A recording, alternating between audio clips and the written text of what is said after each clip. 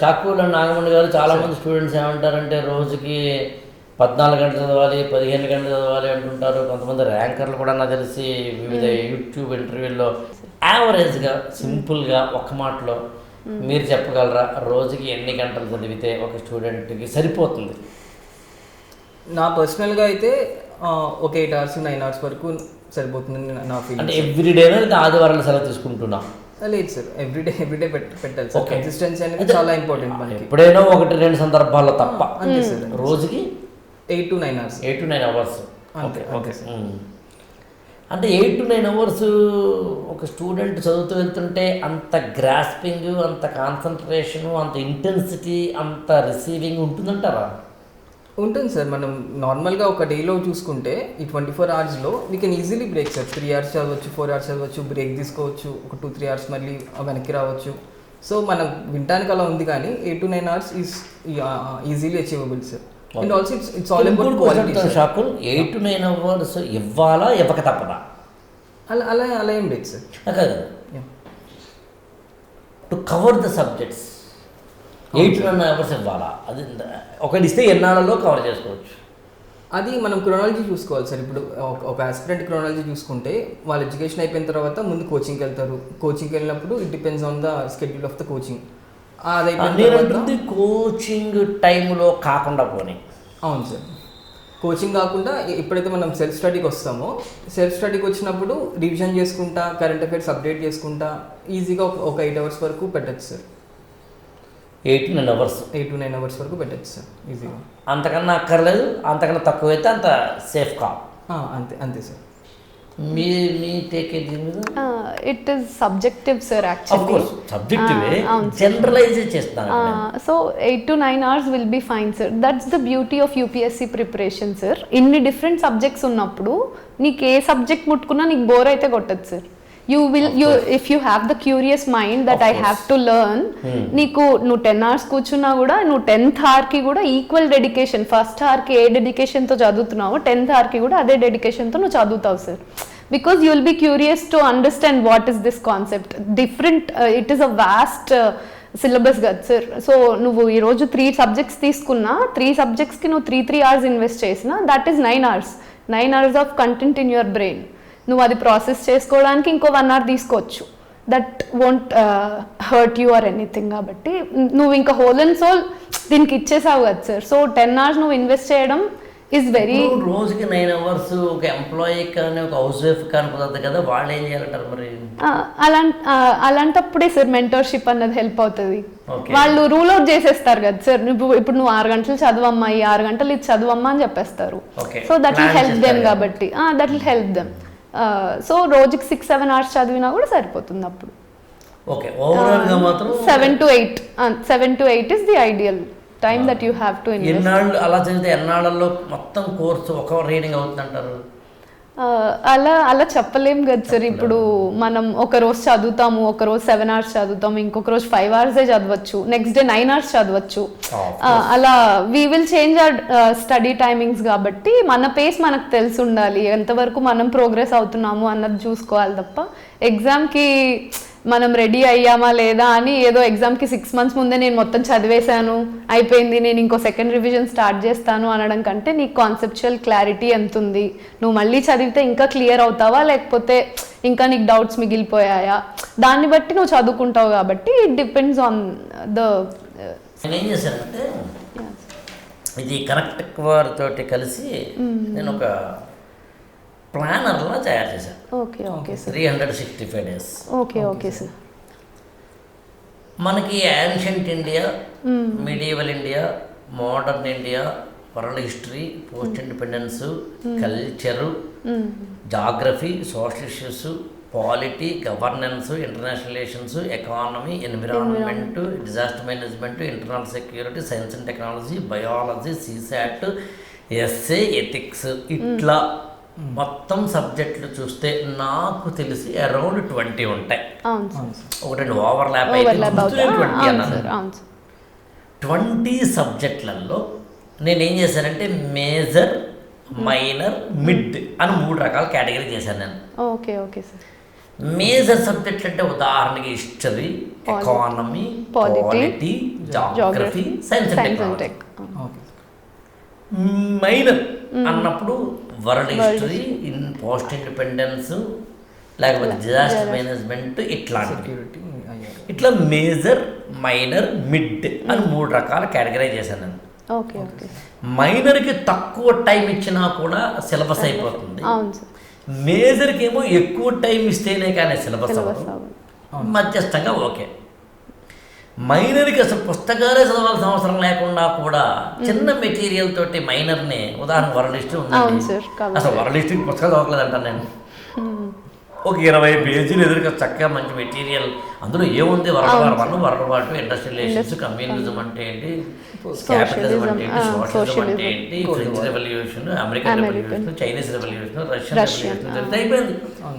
ఇట్లా ఏవైతే confined syllabus ఉండి, లిమిటెడ్ సిలబస్ ఉండి, పుస్తకాలు కూడా చదవాల్సిన అవసరం లేని వాటిని మైనర్ చేశాను. సో తక్కువ టైం దేనికి ఇవ్వాలో తెలుసుకో, ఎక్కువ టైం దేనికి ఇవ్వాలో తెలుసుకో, అనవసరంగా దీనికి దానికి చేసుకోకు. అలా ఎన్సీఆర్టీ పుస్తకాల్లో కూడా అన్ని చదవాల్సిన అవసరం లేదు, కొన్ని చదివితే సరిపోతుంది. కొన్ని చదవకపోయినా కూడా మనం హాయిగా దాన్ని స్కిప్ చేసినా పర్వాలేదు. చాదస్తంగా వెళ్ళాల్సిన అవసరం లేదు. ఎక్కడ చాదస్తంగా వెళ్ళక్కర్లేదు, ఎక్కడ ఎక్కువ చదవాలి, ఎక్కడ తక్కువ చదవాలి. కొన్ని అసలు పుస్తకాలు చదవాల్సిన అవసరం లేకుండా కరెంట్ అఫైర్స్ తోటే, ఉదాహరణకి ఇంటర్నల్ సెక్యూరిటీని లేకపోతే డిజాస్టర్ మేనేజ్మెంట్, నా దృష్టిలో ఏమి చదవద్దబ్బా, కరెంట్ అఫైర్స్ సరిపోతుంది. ఇట్లా కరెంట్ అఫైర్స్తో మాత్రమే సరిపోతే ఏమున్నాయి, మైనర్ పార్ట్లు ఏమున్నాయి, పుస్తకాలు చదవాల్సిన అవసరం లేకుండా కవర్ అయ్యేవి ఉన్నాయి, తక్కువ అవర్స్ పెట్టినా కూడా కవర్ అయ్యేవి ఉన్నాయి, ఎక్కువ అలా మొత్తం అంతా చేసి. అండ్ ఏది ముందు చదివితే ఏ తర్వాత చదివితే ఈజీ అవుతుంది, తొందరగా గ్రాస్ప్ అవుతుంది. సాధారణంగా జాగ్రఫీని ముందు ఎప్పుడు పెట్టుకోకూడదు, కొంచెం లేట్గా చదివితే మంచిది. హిస్టరీ ముందు చదవాలి.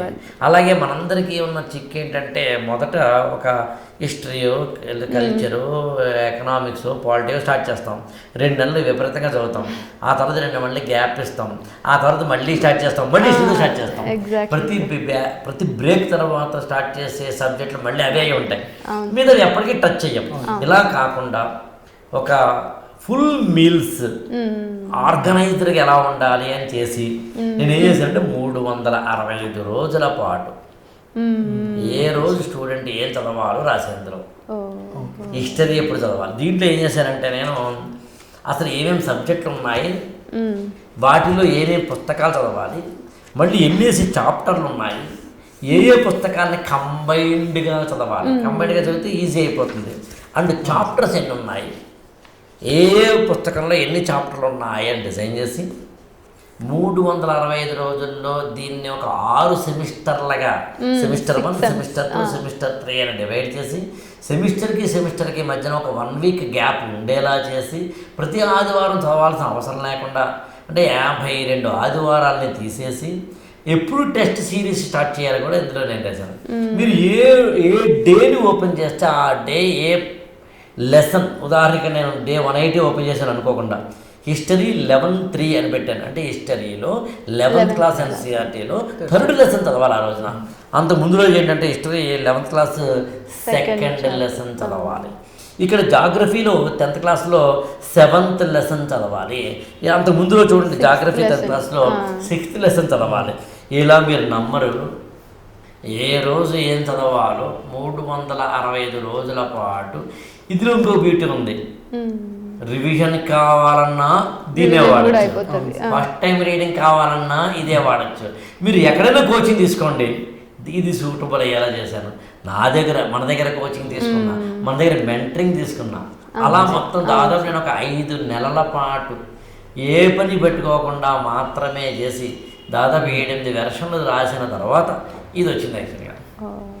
అప్పుడు మీరు గమనించారు, ఒకే ఒక సింగిల్ క్యాలెండర్లో 100 ఏళ్ల క్యాలెండర్స్ అలాగే ఎలా చేసినా సార్. సెమిస్టర్ కూడా ఎందుకు చేశానంటే, ఏ కారణం చేతనైనా ఫస్ట్ సెమిస్టర్తో నీకు స్టార్ట్ చేయాలి అనిపించలేదు అనుకుందాం, సెకండ్ సెమిస్టర్ స్టార్ట్ చేసి మళ్ళీ ఫస్ట్. అంటే నీకు ఇందాక చూడండి, కొన్ని సబ్జెక్టులు ఇష్టం అవుతాయి, కొన్ని సబ్జెక్టులు బోర్ అనిపిస్తాయి. అందుకని ఏ సెమిస్టర్లో ఏ సబ్జెక్టులు ఉన్నాయో నాకు తెలిసి ద బెస్ట్ డైరీ లేదా ప్లానర్ నాకు తెలిసినంతవరకు యూపీఎస్సీ చరిత్రలో కాదు కదా, అసలు ఏ ఎడ్యుకేషన్ చరిత్ర కూడా రాయలేదు. టెస్ట్ సిరీస్ కూడా ఎప్పుడు స్టార్ట్ చేయలేదు అసలు.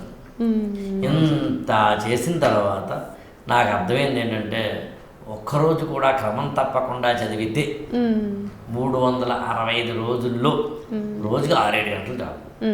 అవును సార్. ఒక్కరోజు కూడా.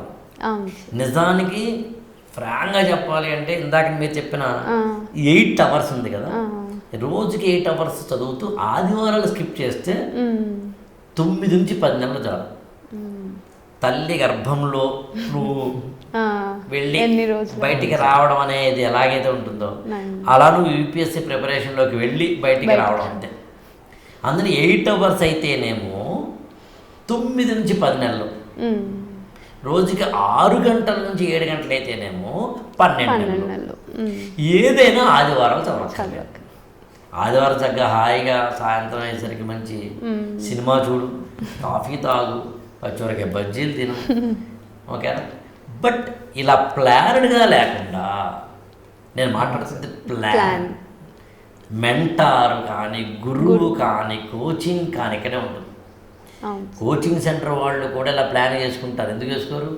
వాళ్ళు బయాలజీకి ఎన్ని క్లాసులు చెప్పించాలి, వరల్డ్ హిస్టరీకి ఎన్ని క్లాసులు చెప్పించాలి, ఎకానమీకి ఎన్ని క్లాసులు చెప్పించాలి, పాలిటీకి ఎన్ని క్లాసులు చెప్పించాలి, వాళ్ళు ఎప్పుడు ప్లాన్ తీసుకోకుండా ఎవరిని పడితే వాళ్ళు లోపల అక్కడ ప్లాన్ తీసుకుని ఇంకో కారణం ఉంది, పెర్ అవర్ ఇంత ఇవ్వాల్సి వచ్చినప్పుడు అవర్లీ కూడా బడ్జెట్ వేసుకుంటారు కదా. సో అందుకని నేను చాలా స్పష్టంగా చెప్తానంటే ఈ ఒక్క డైరీ చాలు చదవడానికి. ఇలా ప్లాన్ చేసుకుంటే రోజుకి ఇందాక మనం మాట్లాడుకున్నట్టుగా కాస్త అటు ఇటుగా నాకు తెలిసి రోజుకి ఒక 7 నుంచి 8 గంటలు, మ్యాక్స్ 6 నుంచి 7 గంటలు మినిమం. ఒక్కొక్క సందర్భాల్లో టైంని బట్టి 9 గంటలు. ఏం చదవాలో తెలుసుకుందాం, ఏం చదవకూడదు తెలుసుకుందాం, ఎంత చదవాలో తెలుసుకుందాం, ఎంత చదవకూడదు తెలుసుకుందాం. చదివేది కష్టమే. ఇంకా మనం చేసిన మిస్టేక్ ఏంటి, చదవక్కర్లేదు అన్న ఈ వరల్డ్ హిస్టరీ లాంటివి, పోస్ట్ ఇండిపెండెన్స్ లాంటివి ఏమో ఎన్సీఆర్టీ పుస్తకాల్లో మీరు ఎప్పుడు చూసేలేదు కానీ వరల్డ్ హిస్టరీ ఎక్కువ ఉంటుంది. అంత అక్కర్లేదు. అది నేనే ఉంటానంటే ఎన్సీఆర్టీలో ఉన్న వరల్డ్ హిస్టరీ, పోస్ట్ ఇండిపెండెన్స్ అనే వాటిని కావాలంటే ఒక సింగిల్ రీడింగ్ తోటి నోట్స్ తయారు చేసుకో, ఆ తర్వాత పుస్తకాలు పక్కన పెట్టి. చిన్న లాజిక్ అది స్టూడెంట్కి తెలియదు, ఫ్యాకల్టీ చెప్పాల్సిందే, మెంటార్ చెప్పాల్సిందే. చాలా మంచి ఆలోచింది సార్. ఎందుకంటే కన్సిస్టెన్సీ ఇస్ ద కీ ఇప్పుడు ఈ ప్రిపరేషన్లో అనేది. సో కోచింగ్ ఫేజ్లో ఉన్నప్పుడు ఎలాగైనా సరే క్లాసెస్కి వెళ్తాం, అటెండ్ అవుతాం, కానీ ఈ సెల్ఫ్ స్టడీకి వచ్చేసరికి ఆ కన్సిస్టెన్సీ అనేది మిస్ అవుతుంది సార్. మధ్యలో బ్రేక్స్ తీసుకోవడం, ఫ్లో మిస్ అవడం అవుతుంది సార్. సో ఇలాంటి డైరీస్ పెట్టుకొని ఒక మెంటర్ని పెట్టుకొని మనం కన్సిస్టెంట్గా ఈరోజు ఇది చేస్తామని వెళ్తే రిజల్ట్స్ అనేది చాలా ఫాస్ట్గా వస్తాయి సార్. ఇక్కడ ఇంకోటి ఏంటంటే చాలామంది చేసే అతిపెద్ద మిస్టేక్ ఏంటంటే ఓ రోజు ఎక్కువ చదువుతారు. అవును సార్. నైట్ అవుట్ చేసి చదువుతారు, మళ్ళీ 1 వీక్ చదవాలి. అది వెరీ రాంగ్. అలాగే కొంతమంది మూడ్స్ స్వింగ్ అనే పదం వాడతారు. నాకు ఇవాళ మూడ్ లేదండి చదవడానికి. అది మానవుడిగా మనకి ఎమోషనల్ ఇంబ్యాలెన్స్, మూడ్ స్వింగ్ సహజం, weather is biological or weather is psychological. కానీ దానికి అతీతంగా ఉండగలిగిన కెపాసిటీ. రేపొద్దున ఐఏఎస్ ఆఫీసర్ అయిన తర్వాత నాకు నిద్ర వస్తుంది, నేను పడుకుంటాను, నేను వెళ్ళను డ్యూటీకి అంటే అవ్వదు కదా సార్. ఒక రివర్ సైడ్ జిల్లాకి మీరు కలెక్టర్, వరదలు వస్తున్నాయంటే లేదంటే మా మరదలతో అంతే కదా. అవును సార్. ఐఏఎస్ అయిన తర్వాత that is what I told sir. It is like a way of life. నువ్వు ఐఏఎస్ కి ప్రిపేర్ అవుతున్నావు అంటే నువ్వు లైఫ్ ని ఎలా బతకాలి అన్నది నువ్వు నేర్చుకుంటున్నట్టే. ఇంకా life is bigger than IAS. అదే అసలు నువ్వు లైఫ్ని కనుక క్యాన్వాస్లో ఆలోచించినప్పుడు అదే అప్లై చేస్తే సివిల్స్కి అయిపోతుంది. వేరే అవసరమే లేదు యాక్చువల్గా. కన్సిస్టెంట్గా ఫ్రెండ్స్ ఉండకూడదు. నేను నమ్మేది ఫ్రెండ్స్ ఉండకూడదు, సోషల్ మీడియా ఉండకూడదు, టైం పాస్, టైం వేస్ట్ అనే 2 ప్రోగ్రాంలు పెట్టుకోకూడదు. నిరంతరము పుస్తకాలతో కూర్చోక్కర్లేదు. కానీ ఎక్స్టర్నల్ మోటివేషన్ కానీ ఎక్స్టర్నల్ ఎంటర్టైన్మెంట్ కానీ నీకు ఎన్హాన్స్ చేస్తుంది ఎనర్జీని మాత్రం అనుకోకూడదు. నీకు ఒక మెడిటేషను, పుస్తకం చదవడం ద్వారాను, గార్డెనింగ్లోనూ, టెంపుల్కి వెళ్ళడం ద్వారాను, వాకింగ్ ద్వారాను, జిమ్కి వెళ్ళడం ద్వారాను, మదర్ తోటి మాట్లాడడం ద్వారాను, నాన్నతోటి స్పెండ్ చేయడం ద్వారాను, నీకు ఎక్కడో ఒక చోట ఉంటే నాకు అభ్యంతరం లేదు, కానీ ఎండ్ పాయింట్ మాత్రం నీకు నువ్వే ఫ్రెండ్ అవ్వాలి, నీకు నువ్వే గిఫ్ట్ అవ్వాలి. అప్పుడు నాకు తెలిసి యూపీఎస్సీలో ఎక్కువ ఆ పర్సనాలిటీకి అడ్వాంటేజ్ ఉంది అని నమ్ముతాను నేనైతే. అవును